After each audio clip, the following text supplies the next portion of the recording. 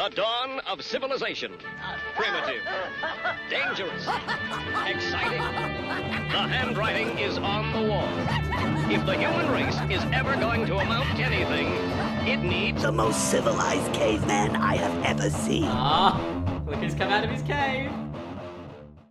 Hey everyone, thanks for tuning in to another episode of the Cave Dweller podcast series. Today we have Eeli Helin with us.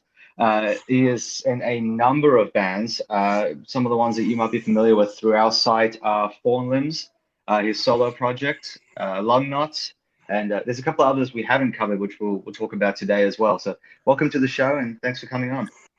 Yeah, my pleasure. Thanks for having me. It's our pleasure. We've been dealing with your music for a while, and both Brendan and I are big fans. I know Brendan especially absolutely loves Fawn Limbs. He was, I think, Brendan, was that one of your top albums from last year? It was on my top albums from last year. And then I'll tell you, like, the style and everything, I chopped about a half a cord of wood to that album. Probably, I listened to it on repeat, you know, I was just like blasting through stuff. And then, you know, it was so good, man. I was just like, yes, like, this is exactly like, it was like my theme for like a week. Yeah, that's nice to hear. I think you mentioned about earlier on. I think you mentioned about doing some aggressive stuff. I think it suits that kind of physical action pretty well. And for me, I connected more with your Lung Knots work. I absolutely loved the last Lung Knots album, Golden Dirges, Molten Larynges. Honestly, a huge fan. Listened to that so many times. Yeah. It's really nice to hear how found that album and gotten quite fond of it, because it's out of all of my projects, it's maybe the most like out there, if you know what.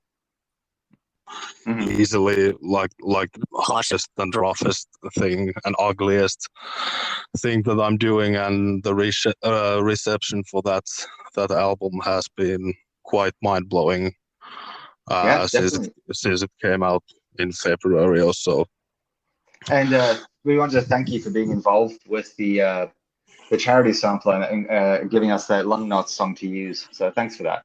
Yeah. Of course, it's my pleasure. I always on board. And participating in all those good cause projects. So whenever you have something like that in the pipeline again, just contact me and I'll throw you a fucking 10 songs with different projects. That's awesome. We're definitely going to be doing that one again. I think we're thinking of maybe making that like an annual thing every year for Mental Health Month. So we'll give you more notice next time and get a few tracks in there. Yeah. I think that's a really cool con. And again, it's something for a good cause, so something that I'm supporting always. So. So yeah. I think it's a good. I think it's a good way to raise awareness and actually make some kind of a change. Yeah, I think it's cool. Definitely. I mean, it benefits everyone. It benefits the bands involved because their music gets out there. It benefits charities and raises some awareness for mental health. And obviously, like, to some extent, it benefits us too, putting our name out there attached to something like that. So everyone absolutely. Everyone wins, really. It's something everyone can be proud of. Yeah, absolutely. So the first thing we wanted to talk about today is the upcoming Fawn Limbs album. It's Darwin Falls. Is that out August 13th, if I have my dates correct? Yeah, August 13th. Okay, and who's that through? What label is that going to be released that'll be released on vinyl via two labels, Roman Numeral Records in the States and then Vibrancy in Europe. Okay, great. And for you, do you want to tell us a little bit about this album and sort of Yeah. Okay. So with Fawn Limbs, we will always have this experimental mentality, where we like want to push ourselves and our limits as much as possible. And the earliest examples of that particular scheme was our third EP, from the fall of 2018. Where instead of continuing the mathcore / grindcore oriented pace that we had on our first two EPs, we instead focused on making these sort of like noisy electronic soundscapes, with the addition of like spaghetti western guitars and spoken word bits, pretty much abandoning the whole stylistic stylistic leanings we had on the two first EPs. And to our surprise, that particular EP Thrum went down surprisingly well, and it actually got the most like streams and shares than either previous EPs. And then, however, we had decided that what we did on that EP was sort of an experiment, and we'll go back to the grindy, mathy stuff for our debut album, Harm Remissions. And well, then we did just that. And soon after completing the recordings and mixing for our first full length, Lee and I started talking about perhaps continuing what we had started on Thrum. And we had already begun working on the compositions for our second album, Sleeper Vessels. So we thought that maybe we'll finish that one and then to do like this follow-up or sequel EP to Thrum. And initially our plan was to get Sleeper Vessels released on the first quarter of 2020, and then this sequel EP later that same year. But since the whole fucking world went down in flames, that schedule got delayed quite a bit, and we were able to release Sleeper Vessels. Like initially it was supposed to be out in like February or March of last year, but we were only able to put it out in like September or something like that. And during those 6 months extra waiting period, we decided that instead of only doing an EP, we should do a full length that would continue the story and idea we had on the Thrum EP. And then we decided to pursue that and make it like go all in and make an album's worth of that sort of material. Interesting. It sounds like it's been a long journey for the band, and you've done a lot of different stuff during that time. Yeah. What was your favorite thing to work on as far as what do you find the most fun and enjoyable across the whole span of the discography? I think that this new album was maybe the easiest one to do. This time around, we've had some issues, some problems with our previous releases, and they haven't been like as much fun as they should have been. In terms of, I mean, writing and recording has always been pleasant for us to do. But then the mixing and mastering process, it has taken its toll on us. It's been difficult. I won't go too much into detail with that, but that changed with this album, because this time around we worked with Samuel Vanny from Switzerland, who's a good friend of ours, and with whom we had worked previously on the EP Their Holes Aroused, blah blah blah, and I'm very familiar with him and know how he works, and he knows that he's working for us and not the other way around. Right. So like when we as musicians tell him to do something, he does that. In the end of the day, we are paying for him for his services. So obviously, our voice rings louder than his. Right. And his he knows this, and we knew it, and it was just a very pleasant thing to do. We had all these guests this time around. Earlier on, we've had few vocalists doing guest spots here and there, but this time we are for the first time having like these guests doing or participating to the instrumental side, and yeah, I mean, it was all the people we worked with were extremely nice and easygoing, and it all just worked out like exactly as one could hope for. So yeah, it's definitely the most pleasant thing for us so far. That's great. I wanted to ask, I know you said you had a lot of guest appearances on the album. Who did the spoken word segments?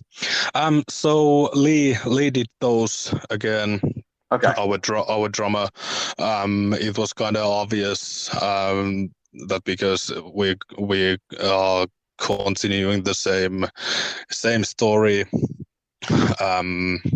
So it just made the most sense to have him provide those bits again. Right. No, I actually that's one of my favorite elements on the album. I love the narration. It's fantastic. Yeah, it was really good. It was definitely well done. Yeah, I think that it really adds like to the overall atmosphere quite a bit, and since it's a coherent like narrative, it's one story running through the whole thing. Yeah. And this time around, I also approached. I mean, I wrote the narrative and I wrote the lyrics. But this time around, I wanted to approach like my vocals and lyrics from similar angle as the narrative. So in the end, those two run like parallel to each other, and they are like parts of the same story, but only during a different time on the whole spectrum of the story we have going on. It would be a really cool music video. Yeah. We actually discussed about that, and if we could provide some visuals to go with it, but in the end it turned out that since the story on the album it's so specific that in order to provide like accompanying visuals that would actually look good and fit in, it would have just the expenses would have been way too high.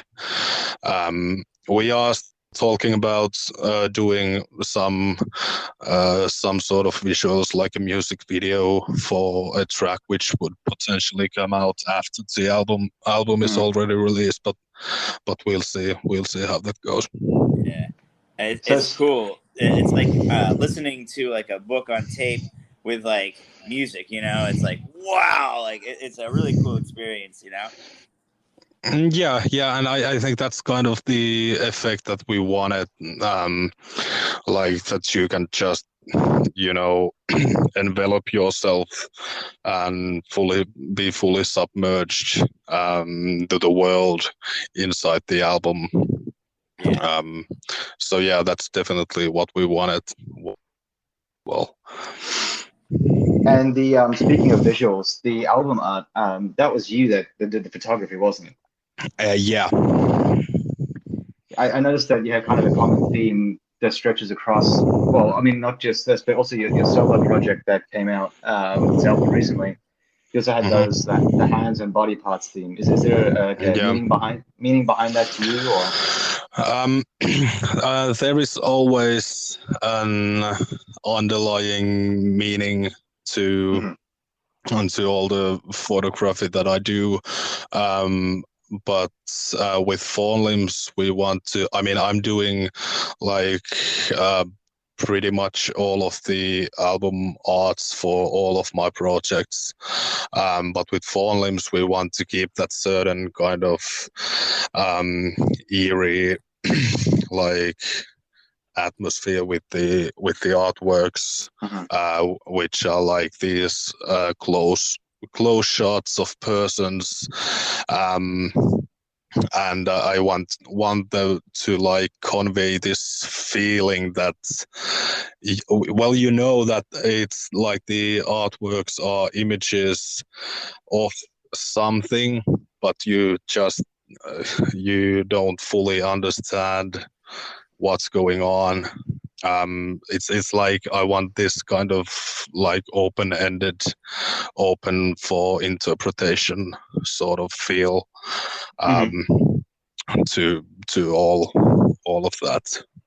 Was the album art on the Lung Knots album, was that also hands that have been distorted through editing, or what actually is the picture of? Yeah. So it's based on a photograph which I took, and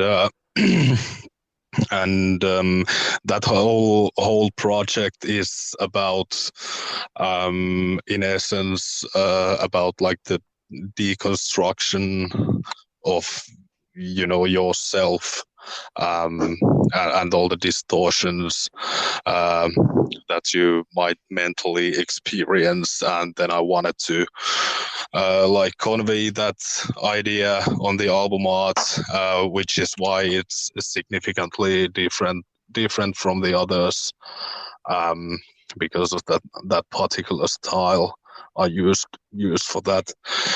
But yeah, there's indeed hands on that cover too, and I mean, I've been telling people that I must have some kind of an underlying fetish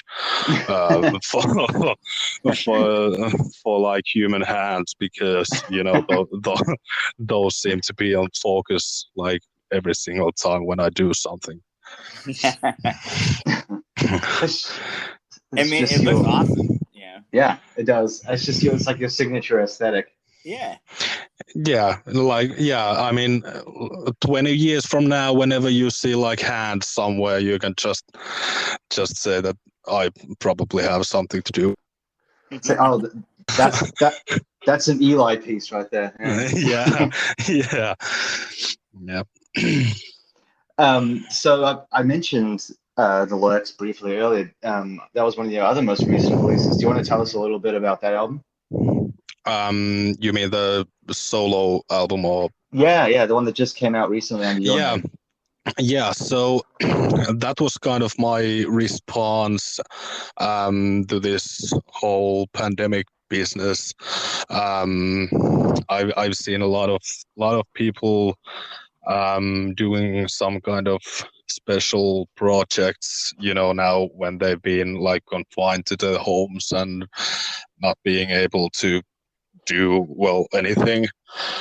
And I decided that and decided to take the similar approach and just compose something. And for the first time, I decided that I will do everything by myself, apart from the mastering process, because that's something that I prefer not to do.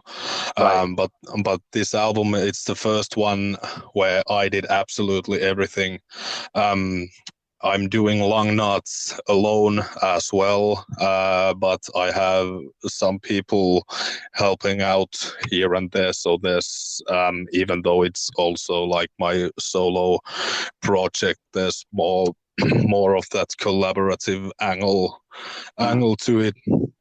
So with this album, the lyrics, I just decided to like channel my inner feelings and emotions and vibes and whatever to it, and then the result was those 4 20-minute songs, and I for a very long time I mulled over whether or not I should use my own name, because I don't know, I've always just felt that it's a bit tacky to use one's own name, but in the end it felt like the only right thing to do, and I had some sort of project names in mind, but in the end I decided to just use my own name and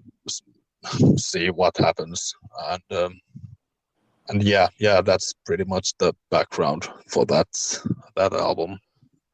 It was very different to the other stuff you put out. I mean, it had elements of your projects in it, but to me, it felt like a very different piece. Brendan, did you get a chance to listen to that one? Not that one. Okay. I started it. We're talking about Lung Knots, right? No, we're talking about the Lurks, the album that Eli put out under his own name. And when was it released? June 12th? Yeah, June 12th. Yeah. No, I haven't heard that one. All right, I'll link you that one after this one. It's like it's a very atmospheric, like dark ambient, some synthwave, witch house stuff in there. Yeah, I really dug it. I like that type of thing. So I know that I know this, and a few people know this, but not everyone knows this. That you are behind Trespasser PR. Yeah, I am. Yeah, and did you want to maybe like just tell us a little bit about that? Yeah, so the idea behind starting Trespasser PR was that since I from the beginning of Fawn Limbs and Mireplaner, I was the one handling all the press and all the public relations, like gathering the electronic press kits and doing the copywriting and stuff like that, and it all just came very naturally to me. And after I had done it for a wee bit over 2 years or something like that, I just got the idea that, hey, I am doing this, I think I'm good at it. I could perhaps get paid for it as well. And already at that point, I still am working for Roman Numeral Records. I've been doing press for them since the beginning of that label, and currently I'm also working for Sludgelord. records and occasionally for Wolves and Vibrancy as well. So I had that kind of clientele behind me already. Right. And then it just felt like natural to extend that. And yeah, then I decided to officially start the business, and it's been going pretty well. People have been interested in working with me, and yeah, that's pretty much it. Awesome. Yeah, I remember when I think the first time we got our press kits from you was early on in the Cave Dweller lifespan. I think it was probably like August last year or something like that. Yeah, it could be. Yeah. But I actually didn't know who you were at the time because I hadn't listened to any of your projects at that point yet. So for me, yeah, it was interesting that I dealt with you on a PR level first before a music level. Yeah, obviously that's all changed now. Yeah. Brendan, I know you had a couple of questions about Mireplaner. You wanted to ask, you said? Oh, well, I mean, I love the band. It's amazing. I found you guys when I was like browsing through Sludgelord, and I was like, oh my god, like I love it. I love it so much. Who did the artwork for Mountain of Solar Hooves? That one was done by John Strider of Coma Cluster Void. All right. Yeah, that one's amazing. That album art actually stuck with me. Every time I see it, I know exactly what album that's from. That's beautiful. Yeah. Really cool. Yeah, we wanted to do something a little different for that project and for those artworks. And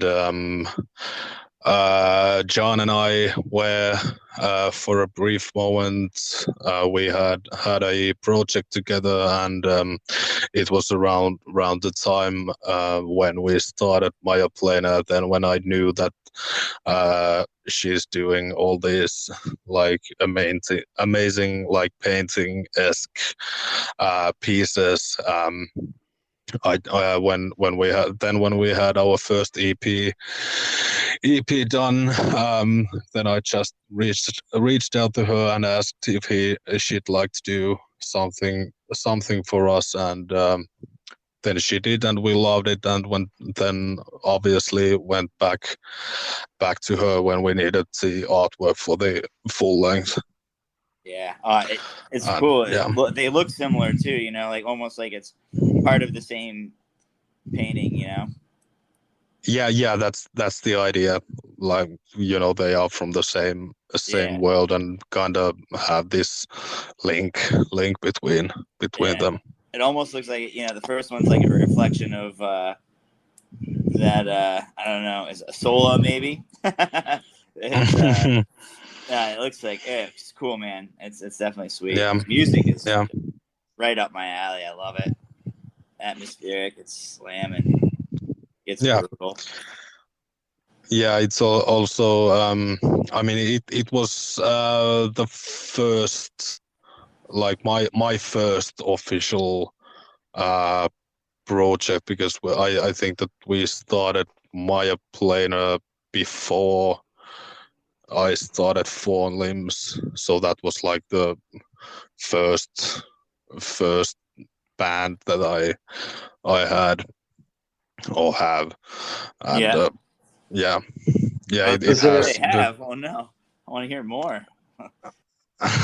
Well, we are currently like in the middle of this like stale period. I don't know. We began working on the follow-up album right after it was released in 2019, and the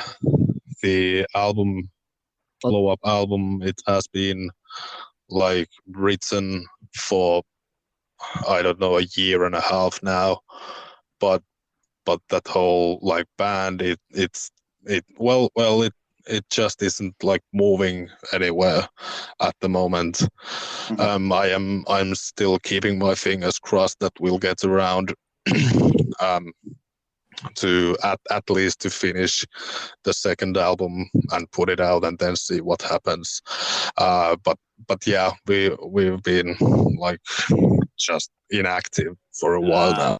I mean, it's solid stuff. So yeah, just do it for me. Yeah. Oh, okay. We'll do it for you then. Yeah. Just Sure. tell the rest of why not? Tell the rest of the band. Brendan wants it, guys. You got to do it. Yeah. I have to tell them that. And there's one more project of yours I kind of wanted to touch on, which is one that we haven't covered as well. Fargue. Yeah. So that's the one that I'm doing together with Sam, who engineered the new Fawn Limbs album. It's just the two of us, and it's that kind of like post-rock meets drone ambient kind of stuff. I mean, we ourselves dubbed that project as like drone rock because that's pretty much what it is. We put out that debut EP last April, like in the April of last year, I think. And we were supposed to follow that up with a full length by the end of the summer. And then we found a label to release it, and I mean, the album was finished, the art was made, and I believe that everything was sent like to press. I mean, the vinyl and CDs were sent to press late last year, but apparently the plant that this label is using is experiencing some crazy fucking delays because of the pandemic, and at the moment we have no idea when those will be done, because obviously we want to wait until we have the physical items at hand, before making any concrete plans about releasing it. The last time I spoke to the label head, I think it was maybe 2 months ago or something like that, and back then he said that it's starting to look like we'd be able to the end of summer, end of this summer, and I haven't heard back from him since then, but I'm keeping my fingers crossed that we'd be able to finally release that one and move onwards, because our plan was to write and release music and proceed with the project, and now it's also kind of in this limbo because of the global situation. So and then I think I read recently that there's like a global vinyl shortage at the moment as well. It depends on which continent you're manufacturing them. I think that most places in the States have like ridiculous turnaround periods now. It's I think most of them are like from 5 months to like a year or something like that, and most plants in Europe are also running behind schedule, so the standard like 4 months has changed to like 4 to 6 months or something like that. Wow. And And yeah, I mean it's only due to the fact that now that everyone has, or no one has been able to tour and have been just focusing on releasing music and doing represses of the past albums and stuff like that has just clogged up the whole system. Yeah, that and there's been a massive swing back towards vinyl the last few years. Has kept growing. Yeah. And the Well, demands just outstrip the supply. I could be Yeah. incorrect saying this, but I mean, people like vinyl siding and things like that. People are doing all kinds of crazy projects, using up vinyl for this and that. Doing decks, doing vinyl wrapped wood stuff. Like I don't know. Yeah, and I mean, I just heard somewhere that it's also the medical industry at the moment is using the same pellets for something that are being used for vinyl manufacturing. Like gloves maybe or something. I don't know. Yeah. Something with fucking plastic on it, and then like that also to that whole thing. To slow down. Yeah, it's just a lot of different issues happening at the same time, I guess. We gotta start planting more vinyl trees. Yeah.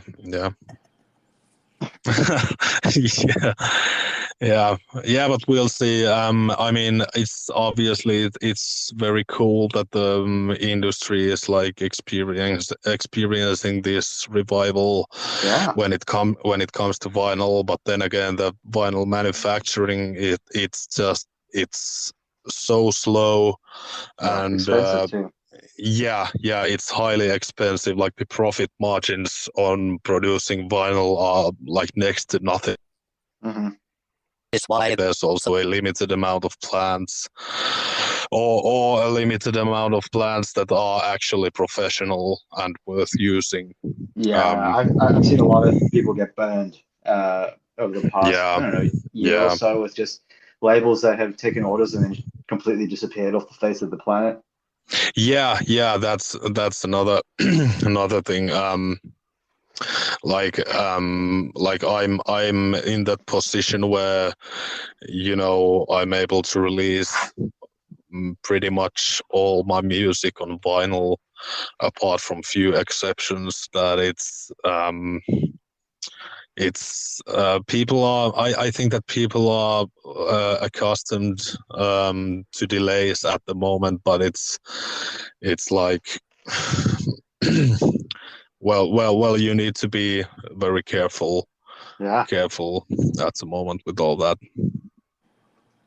It's one of those things where anyone can make a professional looking business online. It doesn't take much to build like a cheap website or set up like a social media profile, get your friends to leave some fake reviews or something, and it's like I prefer waiting a little bit longer when I know that I will actually get the fucking product I paid for, and to ensure that it all works out, because I know that in Europe and especially in Eastern Europe, there's the kind of plants that apparently are still in business, but the quality is just dog shit, and because they have no customers, obviously, that means that they can offer like fast turnarounds and lower prices, and then these smaller labels and bands they just buy the whole thing, and then, like you said, they get burned on it. So it's gotta be worth the wait, man. Exactly. Either it never shows up, or it shows up and it's terrible quality. Yeah. I know a band last year. I won't say the name because I don't want to put it out. I can't remember if they made it public or not, but they had CDs that came through where when people got them, there was no there's no files on the actual disc. Yeah. Yeah, and actually that's I've had something similar happen to me a few times when Sludgelord was putting out or did put out few Fawn Limbs releases on tape. I remember Aaron sending me a message that he just put in the first tape from the box on that the other side was empty. Then he checked another one, and the A side was on it like twice on both sides. No. Then the third one was fine, but the fourth one had nothing on it. So in the end, I think that he went through like 50 fucking tapes individually, listening them Wow. back to ensure that he can sell them to people, because we don't need that kind of publicity. No, you don't. Right. And both of you guys have a good reputation. You don't want to ruin that. Yeah. I love a lot of the stuff on Sludgelord. Like I was just thumbing through, and that's how I found Mireplaner, and I was like, wow, man. There's like a certain like I love almost all of those releases, and like there's a couple that just like really just like stick with you, and this one's one of them for sure. Was for me, Yeah, and I think that we've been able to expand quite a bit recently. We've been able to work with perhaps like slightly bigger bands than previously, which only it adds up to more visibility and stuff like that, and it's cool for me as well. I mean, I'm not the one deciding on which releases we'll be doing, but I don't even want to, and but I am still involved in the process, and like at the moment I'm, for example, doing besides doing all the press stuff for Sludgelord's releases, I'm also doing most of the layouts and designs for the tapes and CDs at the moment as well. Nice. Damn, you're busy, man. Yeah. Yeah, but man gotta do what the man gotta do. It's definitely sweet, man. Like, yeah. I mean, I know there's a lot of people that like love everything that's on there. There's like a great variety of stuff, so something for everybody, and it's all fucking awesome. I had a couple things off of that label for my top 20 last year, all that stuff. Yeah. There was a couple. Yeah. I'm a big fan of Roman numeral records as well. I like some of the stuff that you've had us like help premiere and stuff through there. There's some really groundbreaking experimental stuff on that label, which I love. Yeah, and I think that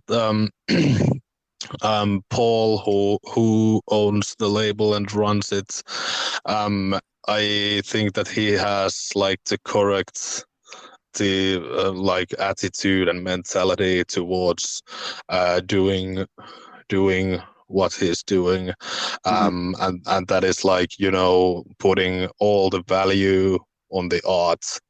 It doesn't definitely. It doesn't matter that if a band has an audience or if a record sells. In the end of the day, it doesn't mean anything as long as you can put the effort into that and get vinyl to your hand, and you have that physical product, the ultimate piece of or the ultimate art form, which I kind of agree on as well.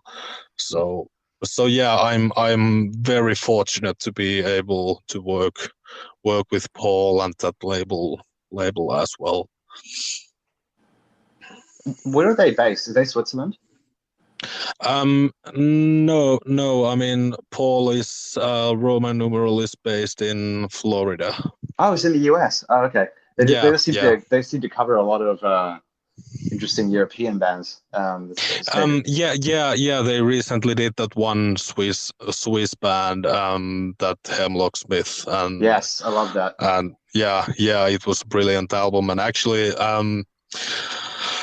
Sam, the guy I'm doing Fargue with and who engineered the Fawn Limbs album, he sent me the final masters for that Hemlock Smith album back in last August or something like that, saying that I should, give it a listen. And then an hour later, I sent it to Paul, to Roman Numeral, and said that, man, you have to listen to this. And by the end of the day, we had agreed to release it. And Awesome. yeah, it's a fantastic album, and I'm extremely pleased that I was able to work with those people, and actually each of the musicians on that album also appear on the new Fawn Limbs album as well. Oh, they do. Okay. Yeah. Right. Oh, yeah. Okay. Awesome. That's awesome. That's some. Brendan, have you listened to that album? I don't think I have yet. Okay, I'm gonna send that to you as well.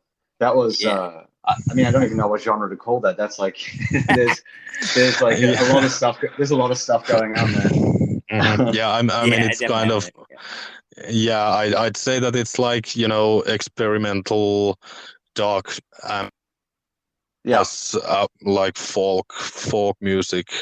But I mean, it's very unique album. that was And actually, yeah. So that was like their third collaboration album or fourth collaboration album together, wasn't it? It was their third Right. one. Yeah. Right. Yeah. Yeah, they've done a lot of interesting stuff together. I mean, even each of their own projects is interesting enough, but when they work together, it's like it's next level. Yeah, stuff. yeah.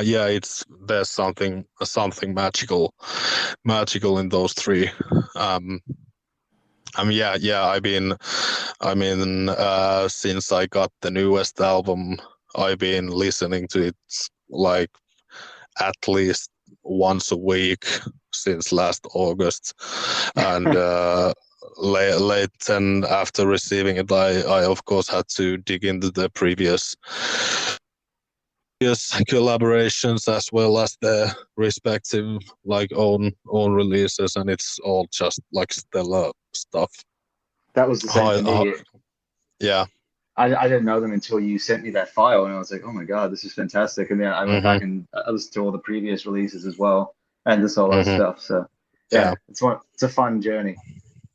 Yeah, absolutely. Yeah, and also there was this funnier snippet when they were, because all the guys in the band, they also know their way around promotion, and they did a whole lot of work in promoting that album in Switzerland, especially. And one of the guys, Stefan, I think I don't know how to pronounce his name properly, but anyway, he appeared on like this Swiss national television, and I saw that. Yeah, I mean, how random is that? Someone just sent me that fucking clip to that, or link to that clip, and then I was watching it. Okay, I don't speak French. I don't like know anything, but all of a sudden, on the screen, you can see the cover of the previous Fawn Limbs album, and our song starts playing, and I was just like, what the fuck is happening? What's going on? And after I posted about it to Facebook, he explained that the guy interviewing him, they kind of inquired about the other stuff that the label is putting out, so they played us as an example. That's awesome. Yeah, I remember seeing that clip actually. I think maybe you shared it on Facebook or he did because I yeah, followed him too. yeah, But yeah, hmm that was awesome. yeah, yeah. Really,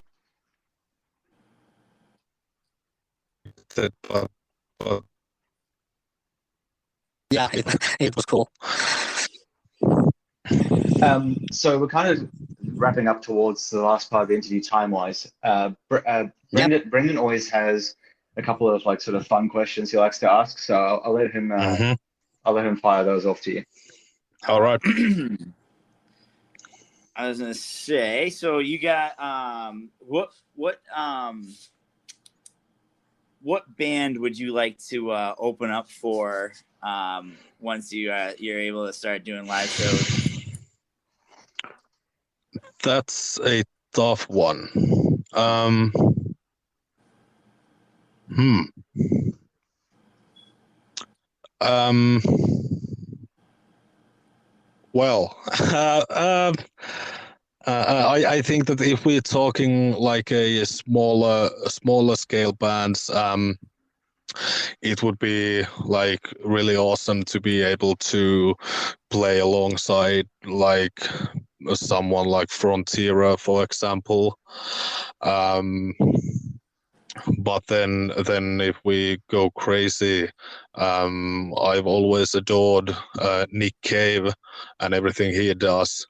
So I think that it would be highly interesting to be an opener for Nick Cave and the Bad Seeds. Awesome. I love that band. Yeah. You know what's weird? He's obviously from Australia, but Mhm. I feel like people in Australia don't really appreciate him. His audience is so much bigger outside of his own country. Yeah. I've noticed a similar thing too.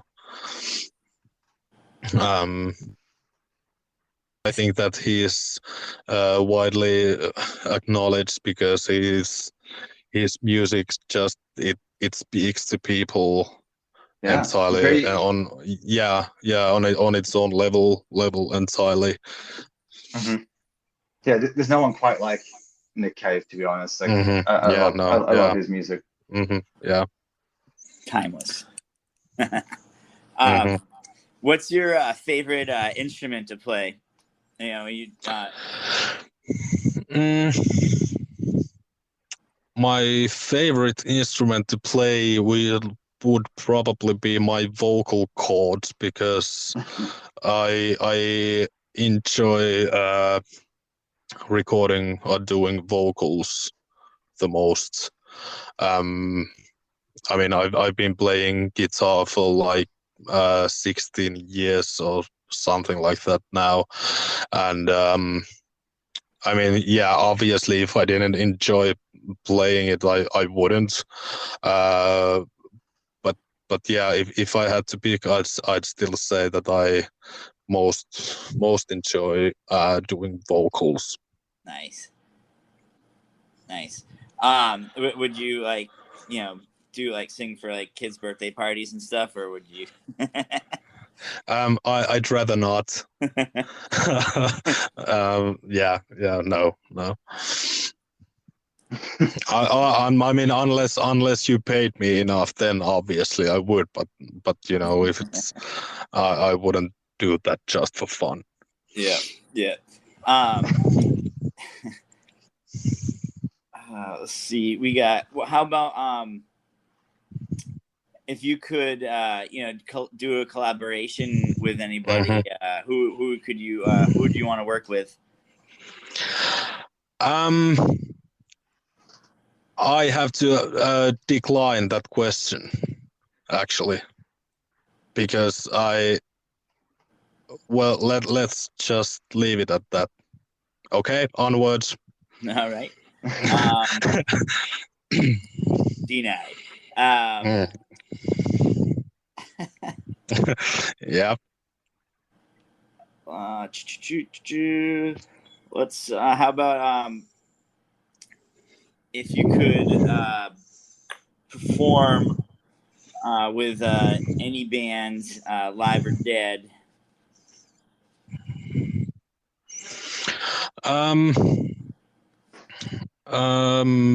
One band that I have the utmost respect and admiration towards is this New York-based math grind band called Thin,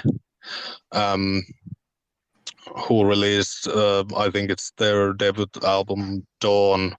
I think it came out last year. They are one of the few bands that has like really struck me hard, and I think that it would be very pleasant to be able to perform with those guys. Hell yeah.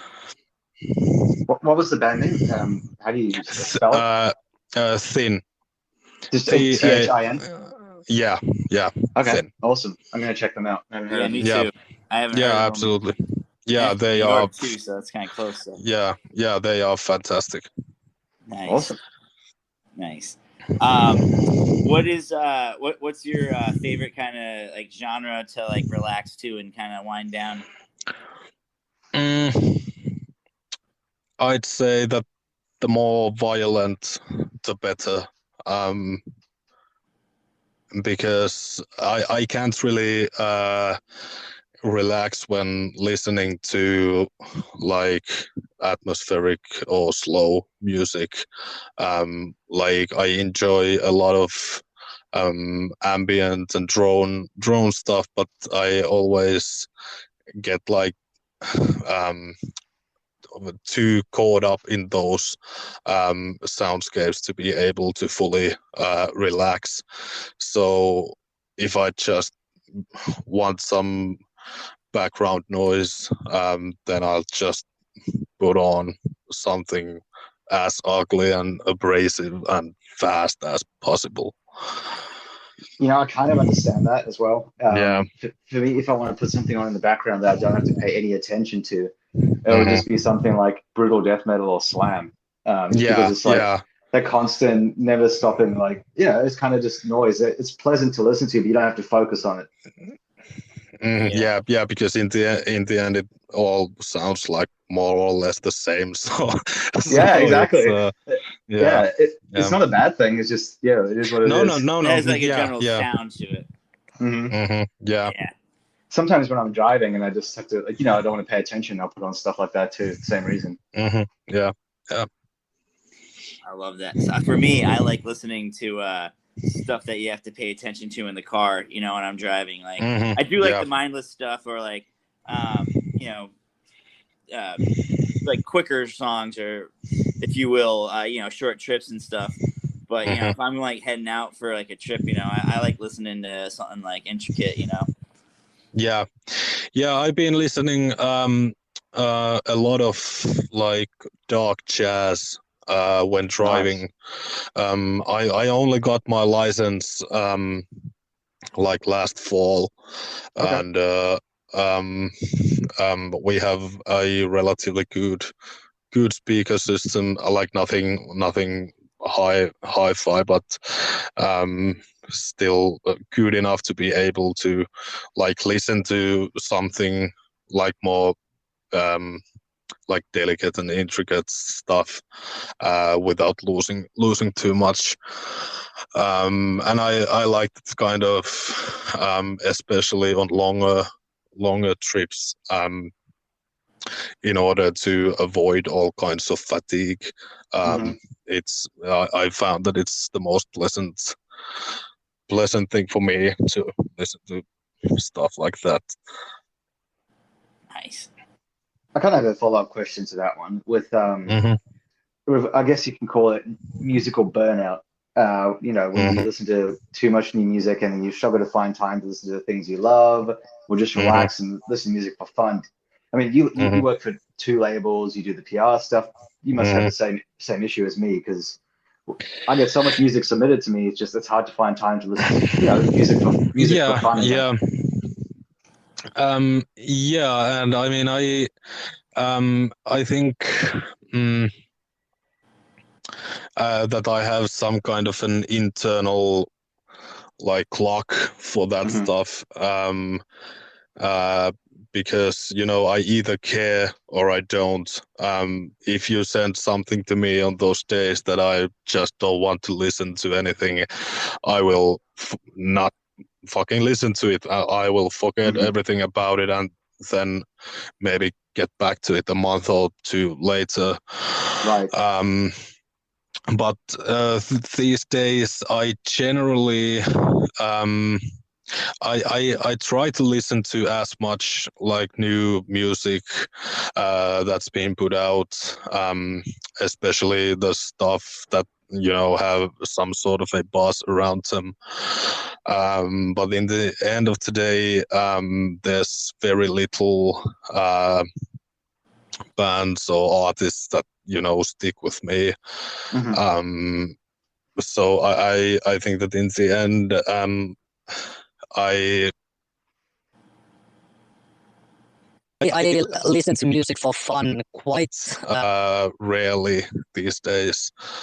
Mostly because I'm just too busy, and with all these different musical projects, I want to be able to express my own like artistic vision through them. And I think that if I spend too much time with listening to other people's music, that would like eventually bleed into my own doings, and I want to avoid that as much as possible.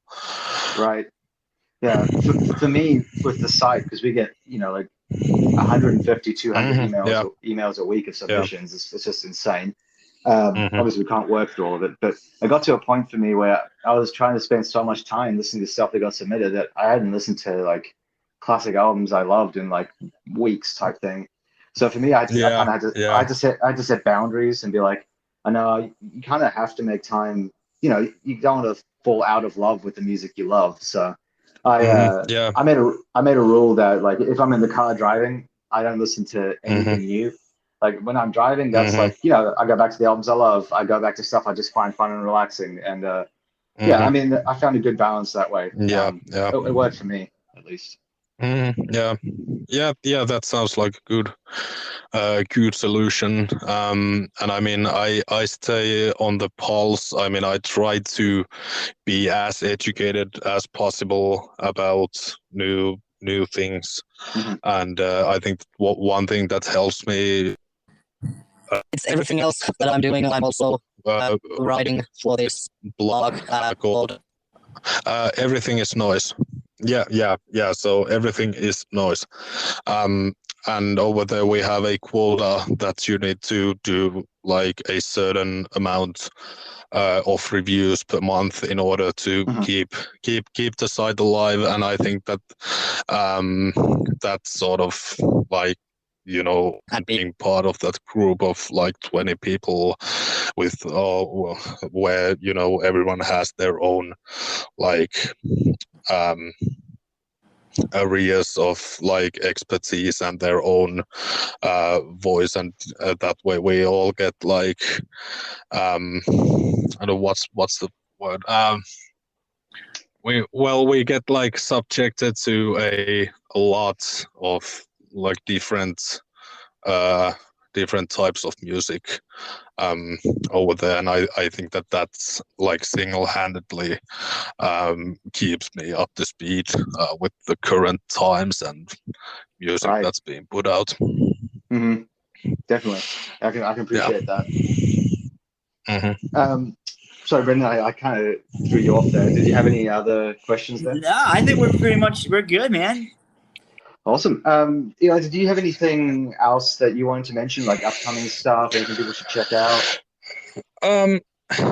Well, I think that most people listening to this already are more or less aware of my doings, but I just wanted to say that I thoroughly appreciate each and every single one of you taking the time to listen to or look at any of the stuff that I'm doing, and I think that's it. keep an eye out for the Fawn Limbs album. We have another single coming quite soon. And then that Fargue album, I hope that it'll be out by the end of summer or early fall. And then I started working on the follow-up for the Long Nuts album. Awesome.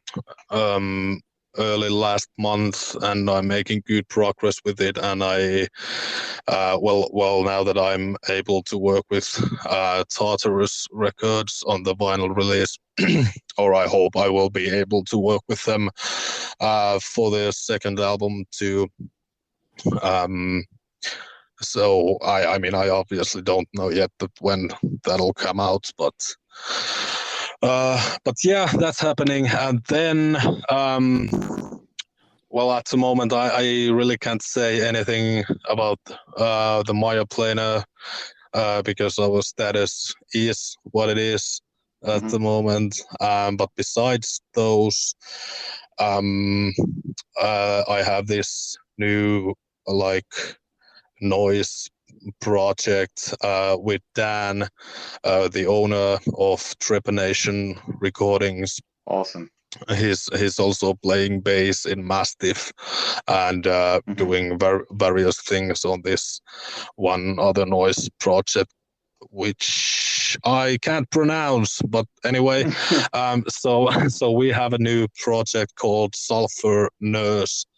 Awesome. There's also a third guy, a poet from Alabama, on it, and our debut album is done now, and we are just waiting for the label to let us know when we'd release it, but it'll be during this fall, early winter at the latest. And yeah, then I have what else? And then Lee, the drummer of Fawn Limbs, and I, we have a new grindcore project called Gutter Fucker. We are working on our first album at the moment, and hopefully we'll be able to release that by the end of the year. And then I'm also working on my first book, which looks that it'll be released early next year. It'll be like this art book sort of thing, uniting like my photography.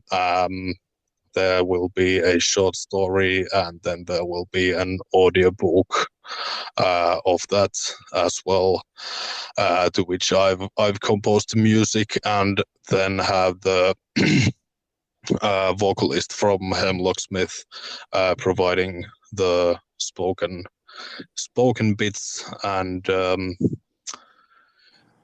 I think that's pretty much it at the moment, or at least I think that's pretty much everything I'm allowed to talk about at the moment. Nice. Awesome. So, that's a lot. That's a lot. yeah, it is.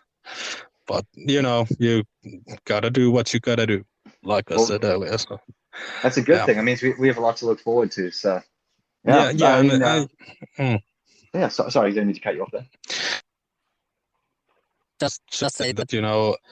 It keeps the mind fresh to be able to do all these things, and at the end of the day, I don't give a single fucking shit about how many bands or how many projects I have, because the point of all of it is obviously to do music on all of its different aspects and fronts. So yeah. Yes, if anyone who's interested in those projects, obviously keep an eye on all of the different social accounts for those bands. And obviously keep an eye on our site, because we're going to be covering, I would say, probably all of this. So yeah, just want to say thanks so much for taking the time and coming on the show. It was great talking to you. We learned a lot about you and the projects. It was a good chat. Yeah, it's my pleasure, absolutely. And if you ever want to come on again to discuss some of the new stuff that comes out over the next 12 months, just let us know. We'll be happy to have you back. Yeah, absolutely. Yeah. All right. Well, I guess that's it.